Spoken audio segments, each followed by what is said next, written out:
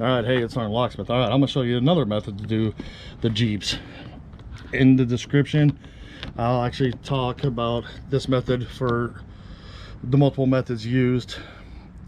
Here's another tool from Access. Whatever kit you use is fine.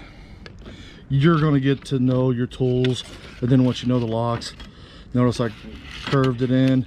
And this one here, this is when you drop it in, you're going to actually just twist it a little and you'll see it. Grab it, lift up, you're in. Oops, sorry. But the problem with this tool is when you do that, open the door, and there we go, we're off it. Tool's out. Be careful because you do have some bends in this, and if you're a beginner, those little bends, cold glass will actually break it. Hey, it's Locksmith. Thanks again for watching. Let's be safe out there.